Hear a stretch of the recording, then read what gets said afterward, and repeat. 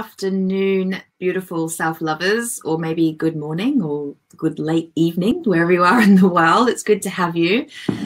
It's a beautiful spring day here, actually, in Sussex, in the southeast of England. We've had a few days of snow. We keep getting snow on and off at the moment. And today I'm pleased to report, although it's freezing, I'm in a t-shirt, but my office is nice and warm. We've got a beautiful, I'm looking there because there's my window. We have a beautiful, beautiful blue sky today. So it's lovely to be coming to you from Sussex today. And I'm waiting for you guys to join. We've got our regulars that turn up every week. I'm excited to see if the same regulars turn up today. And today we are continuing the lessons. Hi guys, yes, good. I see you joining. Today, please, as you are joining, please let me know who you are. Let me know who I'm speaking to. Let me know what part of the world you're in. I was just saying before you joined, what a beautiful spring day it is here today. But apparently we have more snow coming, which isn't amazing. Anyway, so today we are continuing the lessons from the Self-Love Affair. So we are well and truly now into part 2 of the book, which is My Spirit, My Truth. We're moving into the truth of who you are. Tina's back. Hey, Tina. Helen's back. Hello. Who else is there? There's more of you joining. I love that you guys turn up every week. That's awesome. Really, really awesome. Yeah, so we are continuing on. We're in part 2 of the book. My Spirit, My Truth is what part 2, that section is called. And we've been really diligently working through the Self-Love Affair transformational process. We've gained a hell of a lot of awareness, haven't we, guys? Those of you who've been following, I know that you have. And we're now moving into the third part. Hey, Lucy. Hold on, let's have a look. Lucy from Wallingham, Surrey. Oh, not too far from where I am. Is it sunny there? My first session, so looking forward to it. Wonderful, wonderful, Lucy. I tell you what, you've got, gosh, I don't know even what training we're up to now. We must be on 9 or 10. So you've got, it's interesting. Has this been going on that many weeks? Are we that far in? So you've got a good 8, 9, maybe 10 trainings to catch up on, actually, Lucy. So enjoy those. They're all about an hour long. So there goes your weekend. Anyway, so yeah, we've been working through the Self-Love Affair transformational process. And as I've said before on other trainings, the transformational process it's a 3-step process. The first step is creating awareness. We need to know what's going on for us to know what we're doing the change around. And then we move into emotional expression. And, you can go back and watch these trainings, but emotional expression to move the energy through, to move out anything that's blocking us, anything that's sabotaging the truth of who we are, and whether that's belief systems, behavioral habits, whatever it is that's sabotaging you from being where you want to be in life and feeling the way you want to feel. A way to healing that is emotional expression. So you can go back and watch those trainings. And then once we've moved through the sort of the energy movement of clearing out what's blocking you, we got to move into forgiveness. Forgiveness wraps it up. Forgiveness is the 3rd stage in the transformational process, and that is what today's lesson is all about. So we're actually up to page 94 in the book, which is not quite halfway, but, getting there. If you haven't got the book, please grab it. The Self-Love Affair, A Woman's Guide to a Daring and Mighty Life. It's on Amazon. It's also over on our website, theschoolofself.love. And really what I'm doing in these trainings each week is absolutely teaching what is in the book. But I'm kind of winging it and sharing the material from a place of where I'm at now in my life, how it applies to me in my life, and I'm here to answer your specific questions as well. So it's a little bit like a book club. We're bringing it to life. So yeah, as I'm chatting to you today, if you have any questions, you just got to post them in the comments box, and I will very happily respond. So just to recap again, on this transformational process, I want you to also just dial into the understanding of how we're moving from our heads down into our heart now. So as I said, the first step of transformation is creating awareness, and that's the work of the mind. We need to use our beautiful mind to access the thoughts, to access the memories, the life experiences, all that good stuff. We need our mind in the first stage of transformation. When we move into the very healing phase of emotional expression and moving stagnant, blocked old energies out so that we're creating space for the new to come in, the new belief systems, the new healthier behavioral habits, the new desires and so on that you want for your life, as we create space for those, we're moving down into our body. So we're coming out of the head and we're moving into the body where we can feel the feelings and move the energy through. And then once we're down in our body, it's so much easier to then connect in with our heart. And we need to be connected to our heart in order to forgive. You know, the function of our heart, the function of this chakra is very much, it's forgiveness. We need an open heart to forgive, right? So that's where we're at. And I'm going to, as much as, you know, I think there's not always the perfect time to forgive, right? And it's hard to forgive. I totally get it. I've had experiences in my life and people in my life and hurt and pain in my life that I genuinely thought I could never, ever forgive. I genuinely didn't think it could be humanly possible to have any level of love and sympathy and compassion for the person or people that had hurt me, right? Because some of it just went so deep. Until I did experience it, and it has absolutely changed my life. And this is a practice. This is something that I practice regularly. And even now, I'm always on a coaching journey. I'm always working with a coach in some capacity because I believe that it's my responsibility as a coach to keep diving deeper in my own journey. And, you know, I got to practice what I preach, right? So I don't do it from a place of I should practice what I preach. This is just my modus operandi. This is the way I live my life. If I'm going to be a transformational coach, I need to be in transformational coaching. I need to be continuing my journey all the time. And I do that because I want to. I do it because I absolutely freaking love it. I'm addicted to personal growth. And, you know, and my life gets better and better because of it. And it improves faster because of the support I have through coaching. And would you believe it, that the coaching program that I'm part of at the moment has moved into a space of encouraging me to forgive. And it's really interesting because at first I thought, I don't have that much to forgive. I don't think, you know, I've done so much work. I've done so much growth. I felt like I've forgiven the key players in my life. You know, I go back in history and, you know, often when we're on a transformational journey, the starting point is mum and dad. And, you know, those of you who've been going through the journey know that a lot of our belief systems, a lot of the programming we have, a lot of the behavioral habits we have that aren't serving us, we've learned them from our parents or perhaps grandparents and the people around us. And as you know, if you've been watching, there's no blame there. It is what it is. And it's a generational piece. You know, our parents learned that stuff from their parents and their parents from their parents and so on. So it's not a blame piece. And quite frankly, blaming your parents is just outdated and boring. Like this isn't a space for blame. We're not blaming mum and dad. Mum and dad did their best.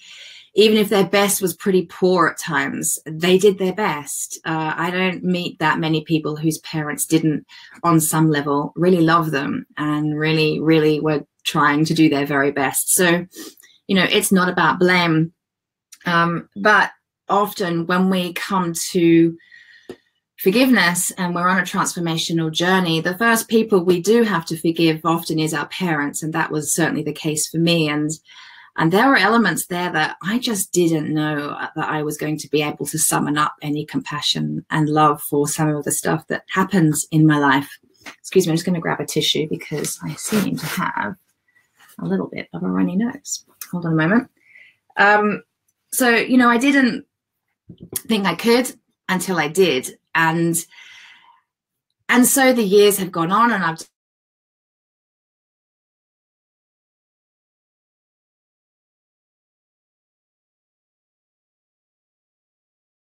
forgiveness, I genuinely was at first quite stumped as to who I was going to forgive. And like anything, I think, you know, the self-love affair process is ultimately about really deeply knowing and loving yourself. And I think through this process, you develop a level of self-trust. And I knew that it would come, you know, the day would come when I would wake up and think, you know, and feel that my heart was so open, and I would feel so ready to go to my next level of forgiveness, and that I would be guided and shown in some way who it was that I had to forgive. And by the way, forgiveness isn't just of others, it's of yourself too. And we'll get to that today. So as it happens, on Saturday just gone, I woke up and it was the right time. It felt really, really good. I felt so ready. I felt utterly surrendered. My energy was so surrendered, so open, and just so ready to let go anything that was holding me back. Really, really was. It wasn't a should. I wasn't doing it because my coach said I should. It just felt right. So I'm telling you that because you got to feel ready to forgive. Yeah. And you will know, you will trust yourself, and you must trust yourself that when the time's right, you will do this really important work. And you know it's important because your transformational process isn't complete. It's not wrapped up until you do the forgiveness work. And you got to know the difference between the timing being right and you procrastinating on it, you know, and you just not wanting to let go of your need to be right, and not wanting to let go of the hate or the blame or the judgment cycles, right? Because all of that stuff has you almost hold on to your pain, hold on to your rightness, hold on. Somehow it makes you feel really safe to hold on to it. It's weird, isn't it? But can you see that? Can you feel that as I'm speaking to you? And I would love for you to feed back to me as I'm speaking here. You know, can you see how, or feel how often we don't want to forgive because there's something about forgiveness that's like we're giving away something, and that something that we're giving away is a thing that has us feel safe, that has us that we're right, or that we're secure in some way by not giving away our forgiveness. A little bit hard to put into words, but I'm wondering if you can feel that, and I would love to hear from you if you can. I certainly absolutely had that going on. And on Saturday, I woke up with the realization that that was true for me. And then it was absolutely time to let it go. And here's why we have to forgive. We have to forgive because, so the Buddha said, to not forgive is like holding on to a hot coal with the intention of throwing it at the person that hurt you, you know, or let you down, the person that you're angry with. But what's happening is the coal is burning you first, and it never even reaches that person, right? Sana, hello, hi, darling, it's good to have you here, right? So I might not be exactly saying exactly what the Buddha said, but essentially you're holding onto the hot coal with the intention of throwing it. But instead of getting the opportunity to throw it, you are the one that is getting burned. So often when we're not forgiving and really releasing something into the past, which is where it belongs, we're actually reliving those experiences again and again and again and again and again in the present moment. And the interesting thing is our mind doesn't know the difference between thinking about an experience and it actually happening. So if you haven't forgiven somebody, if you are still holding on to the energy of that situation, because probably it makes you feel safe in some weird, bizarre way, if you're holding on to it, every time you think of it, your mind is believing that it is happening again. And remember, we feel our thinking. So then our body is feeling these feelings as if this thing is happening again. I'll read your comments in a second, right? So our body is holding on to the experience and reliving it again and again and again. And you can only begin to imagine the disease that builds up in our poor body because we are reliving a trauma or a hurt or a pain over and over again. We don't know the difference. And it's the same, you know, there's situations where someone's really pissed you off and you wish you'd said X, Y, Z to them. And you ruminate. It's called ruminating, where you go over and over and over on a conversation that you wish you'd had, or that you still might have one day. And I'm going to have that conversation. I'm going to say da-da-da-da-da. Every time you think through that and you get angry and you build up that sort of vitriolic, I'm going to be right, this is how it's going to be said, or if I'd have said it like that, this is what the outcome would have been. Your body doesn't know the difference between whether it's a real or imagined event, whether it's past, present, future. It doesn't know. But your body's holding it as if it's happening to you right now. So you are really, really hurting yourself. You know, you are not hurting the other person. You think you might be. You kind of wish you were. Pretty horrible, right? But we do wish bad on others when we're really angry and we're feeling really ripped off. They've really hurt us, let us down, like pushed us out in some way. When we don't feel safe, we kind of lash out, right? So, well, we can do. We either lash out, we run away. It's that scenario. But whatever, if we're not releasing it, we're holding on to it and it is making us sick. So if you have disease in your body on any level, you might want to check it out and where that disease is coming from. There's some great books I highly recommend. Let me see if I've got it here in my library right now. Yes, I do have it. I recommend this to all my clients. Sandy Newbigin's book. It's called Body Calm. If you don't have it, I really recommend you grab it. I should let him know that I'm advertising his book for him. There's a really fantastic directory in the back of this book. And it's all about, you know, different issues and diseases to different body parts or organs, so on and so forth. But if you look up whatever is going on for you, whether you've got a sore ankle or a sore back, or your eyesight's not quite right, or, you know, whatever it is, anything going on in your body that isn't of the fullest health, you can look it up in the directory. And Sandy will give you the mind, sort of emotion, body cause to it. And quite often when we're not forgiving, we are holding on to resentments and angers and so on from the past that is actually causing the disease. So we don't want that, okay? We really don't want that. Let me just check what you guys are saying. How do I figure this out? Here we go. So Helen has said, by holding on to not forgiving, it feels like to some extent you're in control.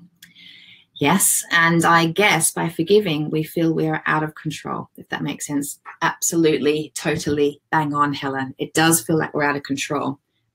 But actually, we are moving 100% into full personal empowerment. That's the truth. Because you are then choosing to be in charge of your emotions. You are choosing emotional mastery. Because while you are holding on to resentment and anger, it's the resentment and the anger and all of those ill feelings that actually have charge over you. That's stuff from the past is actually in control of you now, and that stuff is actually making you sick now. So you're not empowered. You are not in charge, right? As soon as you choose forgiveness, you are choosing to take your power back. You are ultimately in the highest position of power. You are totally in charge of you when you choose forgiveness, right? Can you see how that works? Hold on, there's another comment here. Sana, I caught this thing in your interview. Oh, yes, because you just recently listened to that interview and she asked me about forgiveness, didn't she? Yeah. And love this piece, also related to a lot of my life experiences. I have suffered a lot of diseases because of not forgiving others and myself. Well, I honor you, Sana, for admitting to that. That's really brave and that's awesome. And I'm glad that you know that. And me too, like I know that, I mean, I've actually suffered adult acne quite a lot throughout my life. And I just recently had another bout of it. And I'm 43. You know, I remember when I was 17 and my mom said, don't worry, darling, you'll grow out of it. And at the age of 43, I'm still getting spots. And I'm thinking, what's this about? And I know acne, one of the symptoms, one of the causes of acne is anger. And it's holding on to teenage issues, like experiences from teenage years that aren't fully healed can be a cause of acne. So I've actually been doing a little bit of work of still unresolved pieces from my teenage years to do with self-acceptance and so on. So it's really interesting how our body reflects what's going on for us and what really needs healing. And forgiveness is a way free, and it's a way to full health. So let me think. I'm just going to take a sip of my tea and have a think about what I want to share with you next.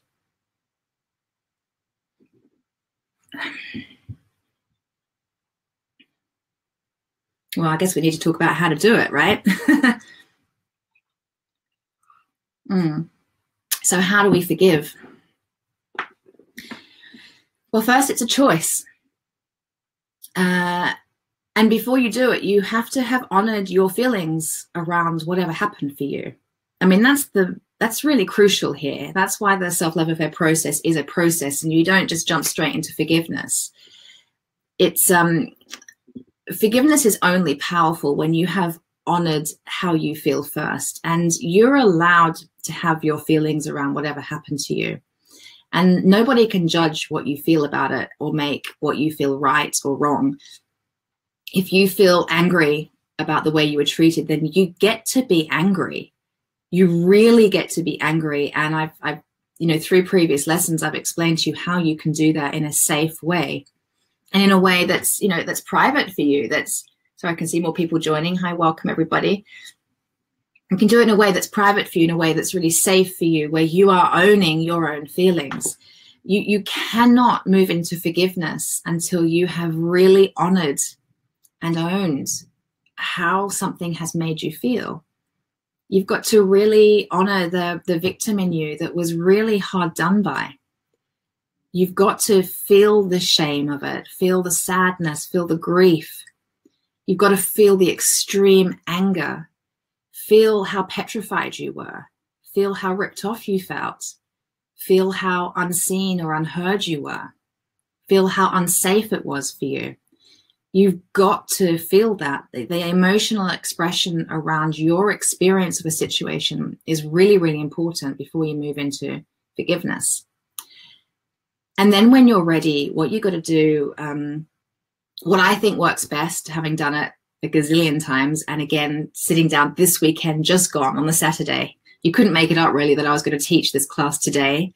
This date has been in the diary for God knows how long. I was always going to teach this lesson today because we're following a process. And would you believe that I spent most of Saturday working on my own forgiveness, and it was beautiful and perfect. And I feel like the most enormous weights have been lifted from me because I did this. And essentially, I created private space.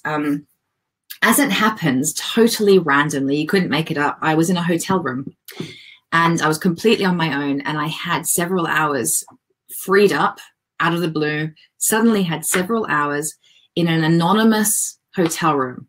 So I had this like perfect, undisturbed space where I could just fully be with my experience of forgiveness. I didn't have any kids to distract me, or the cat to distract me, or the washing that needed doing, or work that needed doing to distract me. I just had this beautiful, clear space. So you don't have to go to a hotel room, but what you do need to do is create a very safe, private container of time and space to just sit with whatever comes up and allow yourself to go through this process.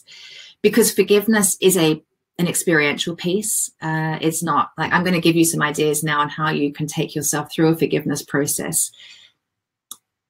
But it's almost like intellectually, the way I describe it to you, it's never really going to sound that powerful or make that much sense, particularly when you're in the space of, and I've been here, I cannot forgive that person. I can never let go of my anger and resentment. How could I possibly have compassion?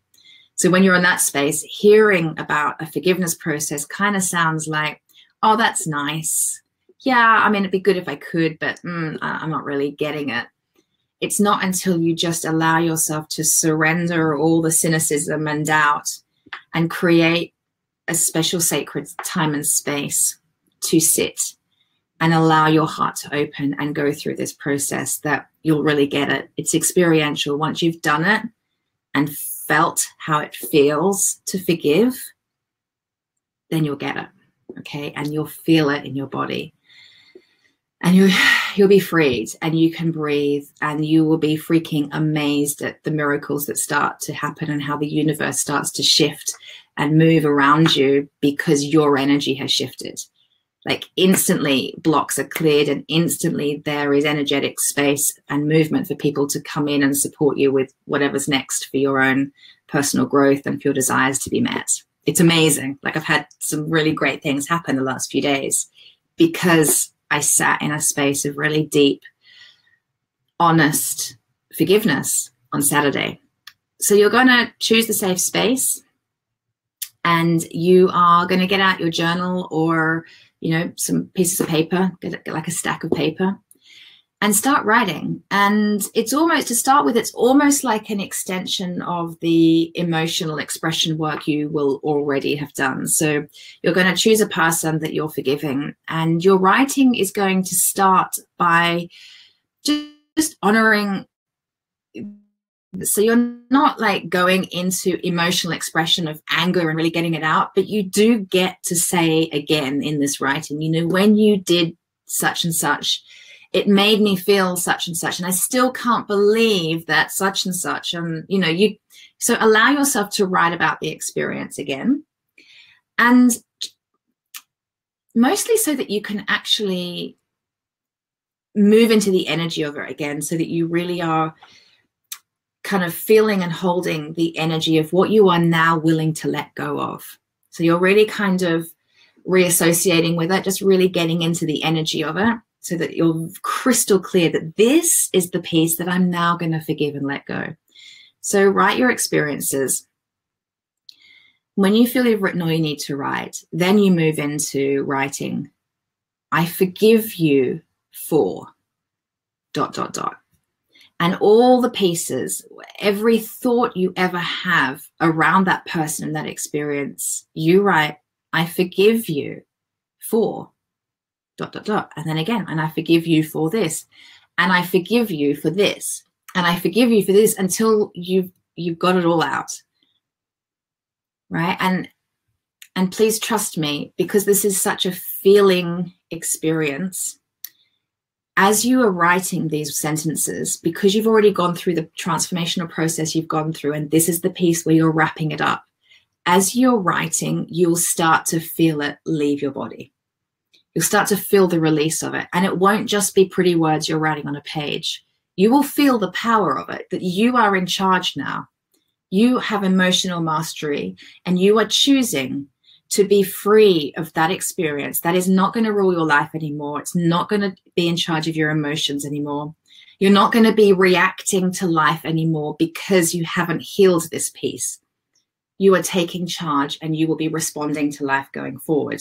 So you're not in reaction to pieces that you haven't healed yet. And you will feel this in your body. As you're writing, I forgive you for, you will feel like, oh my God, wow, I'm taking my power back. And I forgive you for, oh my goodness, I can feel that clearing. That's you know, it's amazing. And then when you feel that you've written all you need to write in terms of forgiving that person, and I can see there's some other messages coming in. Sana says, some blocks seem to clear right now by listening to you. That's beautiful. And I'm so glad, Sana. I'm so, so glad. And I still invite you to do the work. I still invite you to get your journal out and do what I'm inviting you to do.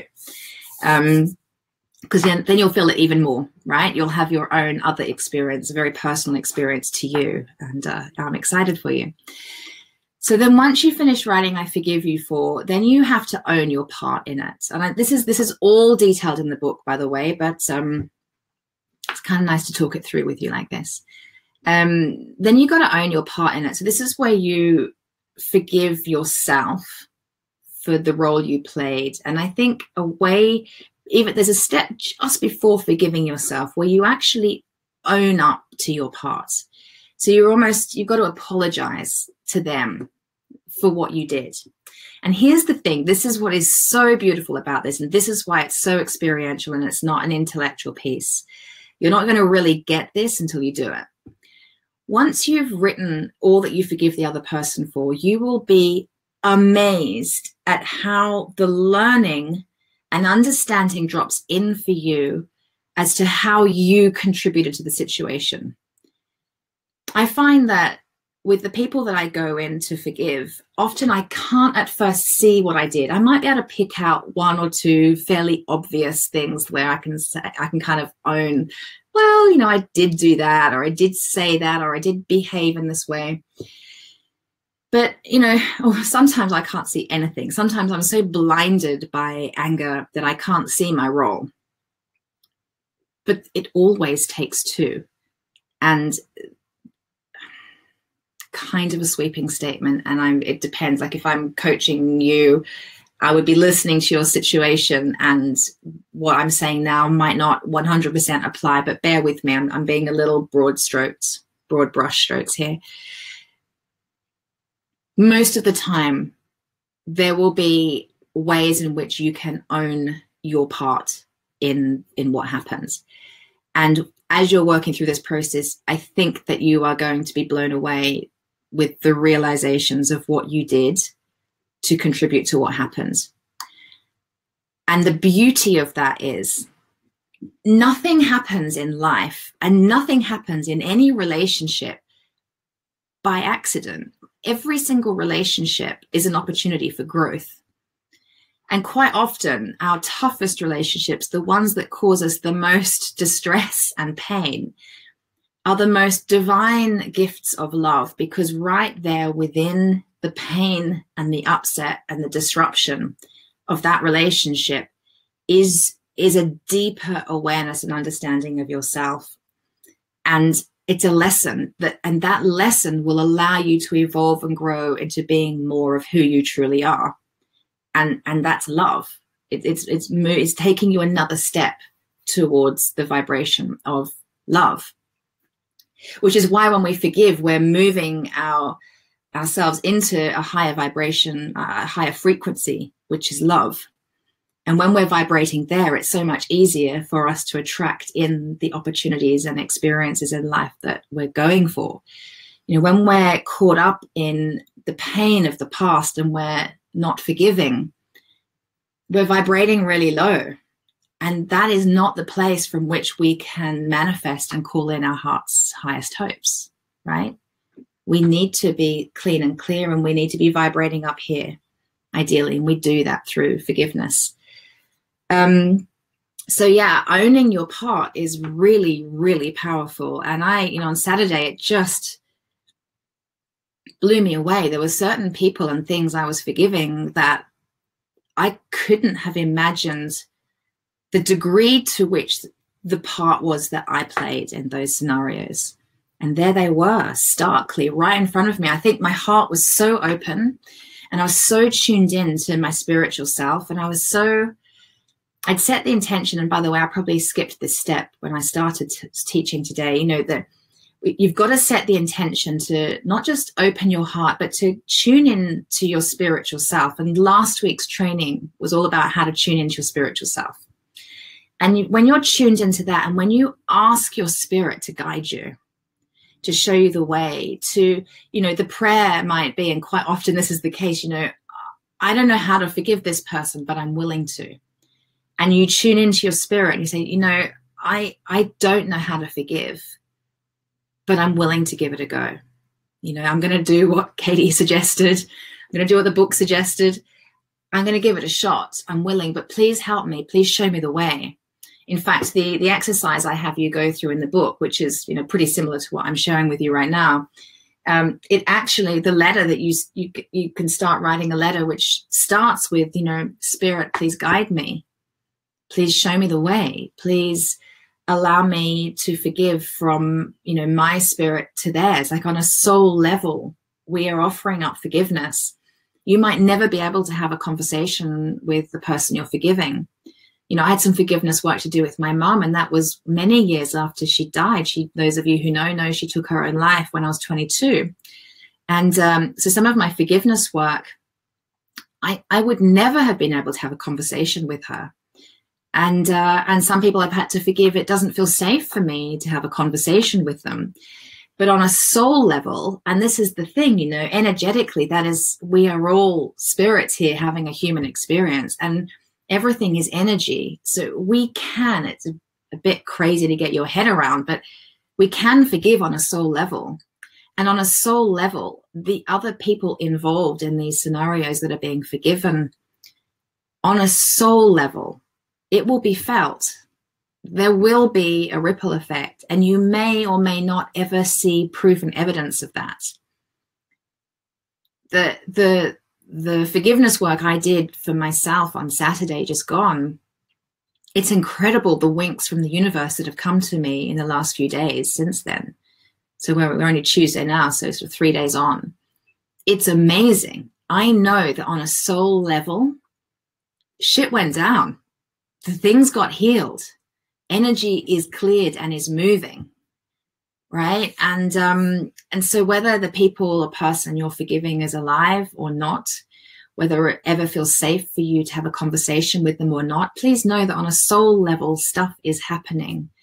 And if one day, because you've done this work and you are clean and clear and you are not attached to the low energy of this anymore, if you feel safe and if it feels good for you, and if you can set up a scenario that has you feel safe to go and speak to that person and actually offer them your love and compassion and forgiveness, then you can do that.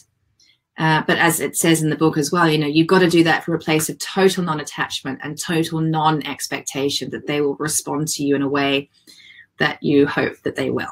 You know, they may not forgive you yet. And if you're wanting to forgive somebody in person, you have to do it without any expectation that they're going to respond how you would love for them to respond. So just kind of caveating that. So, okay, going back to the process. So you have forgiven them. You have apologized. I am sorry for and I'm sorry for this, and I'm sorry for that, and I'm sorry for that. And I can see how when I did this, or I can see how when I did that. Put that in your writing, and then move into, and I forgive myself for, and see what comes out. And it will tie into all that you've just written. I forgive myself for. You know, sometimes it's even just the forgiveness for self can be around even just allowing yourself to be in a situation like that, allowing your low self-worth to put you in a scenario where XYZ happened. You got to own that. Something within you allowed you to be in relationship with that person where that happens. You know, you got to own that you chose that. And from it, your lesson you're learning is probably going to be around your self-worth, your value, and what you will and will not put up with going forward, right? It's really amazing. And if you do this work, I would so love for you to feed back to me in the Self-Love Hub what your experience of forgiveness was and what you learned. Because like I was saying just before, every experience you have with another person, particularly the tough experiences, they are a gift of love, and they will help you to know yourself more and love yourself more and expand more. Hold on, Sanna's saying, could you please sum up the whole writing script? Well, you just got to grab this, my lovely. But to sum it up, you are saying, to sum it up, okay, Sanna, you are writing what it is that needs forgiving, sort of getting reconnected to the energy of what it is that you are finally ready to let go of, okay?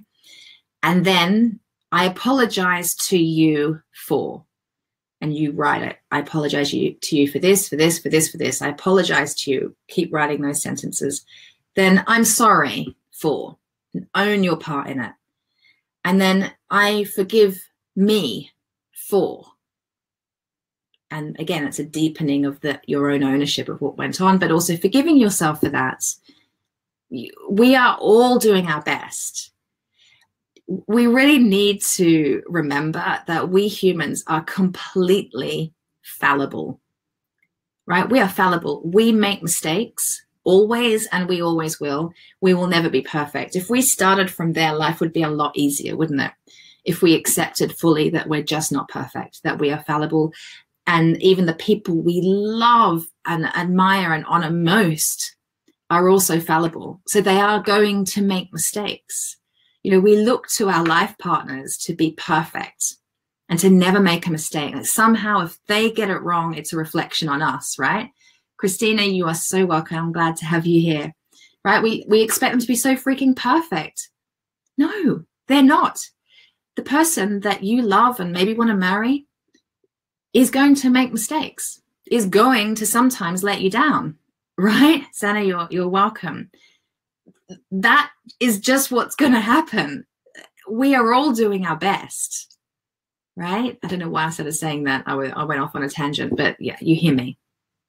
Okay, so forgiveness, there's the process. When you buy the book, you actually get access to the library of meditations, and there is a meditation that goes with this forgiveness exercise. It's, would you believe, it's called the forgiveness meditation.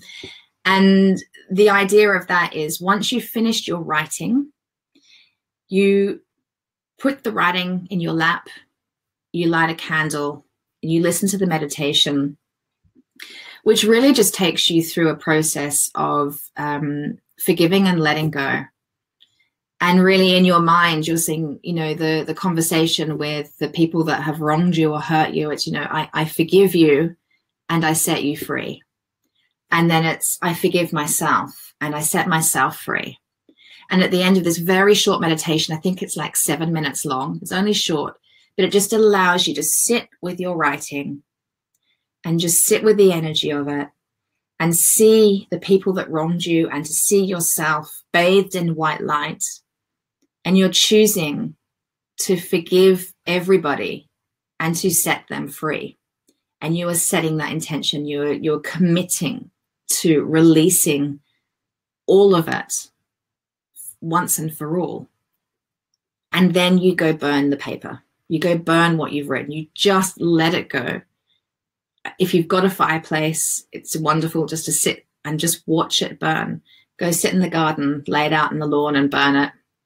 If you haven't got those opportunities, then you can, you know, get a baking tray, something you cook cakes in, pop it in there, set a light to it, tip it down the toilet when you're done, or maybe go dig a hole in the garden if you can and put it in the earth, let it go. If you happen to be lucky enough to live by the beach, it's such a lovely thing to do, to go down the beach, dig a hole in the sand, stick it in the hole of the sand, put a match to it, watch it burn down to ash, and then cover it with the sand, or take some of the ash once it's cooled down and just throw it in the ocean. And just like create your own ritual around it. This is such powerful work, and it's work that's to be deeply, deeply honored. So to create a ritual around it is really rather lovely. And, you know, when I run my retreats, we do this work, and there's always a beautiful ritual around it. And my retreats are always at the beach. So we always end up doing this at the beach and then scattering it out to the ocean. And it just, you'll feel the difference in your body. You'll feel it, and as I said, you'll be amazed at what starts to happen and shift in your life, because you've just let it go. It just doesn't trigger you anymore. You know, there's certain situations in life you'll start to discover that just don't trigger you. And you start to see more and more how, you know, at the end of the day, we're all just little kids doing our best, really. We're all like in these big adult bodies, like trying to live adult lives, but really we're all these little kids just trying to do our best. And we've all had the programming and conditioning that we've had from our parents. And when you get that, when you've gone through a transformational process where you can start to see why you think and feel the way you do, and you start to experience yourself healing and transforming those pieces so that you can live with more mental and emotional mastery. As you do that for you, you can start to have more compassion for other people. others who maybe are not on this sort of conscious, awake path, who are not committed to transformation, you can start to see how they're just operating as puppets, that they're doing their best, but you know, someone's programmed them with sabotaging thought patterns and behavioral habits that are actually really hurting them. And when you move into a space of forgiveness, you can look at the person that hurt you and start to see them for really who they are and really what they're dealing with and the pain that they have. You know, a lot of the ways that people lash out and hurt us, really what they're doing is protecting themselves because they're in so much pain. Something is so unhealed in their life that, you know, when we either, like I was saying, it's that fight or flight scenario where, you know, we either, if we don't feel safe, we're going to run away or we're going to lash out. And often if somebody's hurt you, maybe they've lashed out at you or maybe they've abandoned you. But usually what's going on is they're in pain for some reason and they don't know how to deal with it. So to feel safe, they have reacted to a situation. They're not responding. They're reacting to their own pain, to their own life experiences. And you just got in the way somehow. And when we can start to see that, because we know it for ourselves and we know that that's been happening for us, we can start to see it in other people and have so much more compassion and understanding. It doesn't make them right. It doesn't mean that it's okay that they did or said what they did. Transformational process for you to honor and own and feel your hurt around it before getting to the forgiveness stage, which ends the transformation. Powerful stuff though, right? So I hope that you guys have got a lot from this, and I really pray that you're not just watching these trainings week by week and it's like, oh, that's nice information that sort of lifted me up, or I've got, you know, some awareness, and then not doing anything with it. You know, you self-love is self-responsibility, and you have got to do this work. You've got to do it. And listening to these trainings and making notes is a great first start. I really encourage you to read the book as well. It will take you to another level of understanding. Really follow the exercises step by step. Enjoy the meditations that go with every single chapter. Well, not every single chapter, but many of the chapters. Enjoy the music playlist that goes with every chapter. Do the work. Really commit to this process because it really can change your life. And I'm really passionate about that because it's changed mine. It continues to change mine, and it's changing my clients as well. Sana has said, true that, they are in pain too. Yeah, like usually once you completed your forgiveness process, that's one of the biggest pieces that is going to come out of it for you. When you own your part, you better see all of you as fallible humans, right? Just fallible humans. Lucy says, it's been brill. Have just purchased the book. Awesome, Lucy. Good. There's so much juicy stuff in there. And Lucy, go back through the Self-Love Hub and you'll see there's a link to the recording for every single training week by week. And actually, even easier than that, if you go over to my YouTube channel, which is, the YouTube channel is called Daring and Mighty TV, you will be able to, you'll just see them in like order, boom, boom, boom, boom, the last few weeks right there. So you can start, like, scroll down, go to lesson 1 and work your way up the list. Tina says, I love listening to the playlist. Yeah, it's pretty cool, isn't it, Tina? I'm glad you like it. Permission to Shine has become my song. Wow, that, you've stolen my song. That's it's a very, very special song. It's old now. I think it's from the early 90s, isn't it? But yeah, that's a really, really powerful song. I'm so glad you like it. That's music to my ears. I love that. So I think we might just leave it there for today. I think I've shared what I needed to share. I'm gonna I'm gonna remind you that I am speaking with women about Live Louder. So Live Louder, you can check it out on the School of Self.Love's website, but I'll post the link below. It's a 6-month group coaching program. We do actually go through this in a lot of deep detail, and I actually coach you personally through the self-love affair process. We also have a retreat. We have a couple of workshops. So it's a highly supported 6-month program, and it's only for 6 women. So there's a lot of personal support directly from me over that 6-month period. There's a lot that goes into this program, so you need to kind of go over to the page and check it out. Live Louder, I'll put the link below. But if you are interested to be coached by me and to take your own transformational process even deeper, because here's the thing, like, we can do a certain amount of transformational work on our own, but we can't see what we can't see. We don't know our blind spots. So that's the role of the coach, and my role is to speed up your journey. My role is to see what you can't see, and to help you to transform the pieces that really need healing. Okay, so if you're interested, then you just need to get in touch with me. We need to have a conversation and check out if it's the right program for you. Tina said, don't forget my blog is called Simply Shine. Oh, of course. Perfect.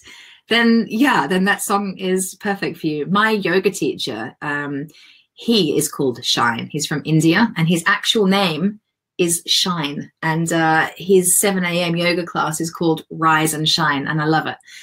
Yeah, very cool. All right, Tina, I love that. Okay, guys, well, ladies, it's been wonderful to be with you again. I love you lots. Commit to your journey. Remember, self-love is self-responsibility. And I will be here with you again, same time next week. Love you loads. Mwah. Bye.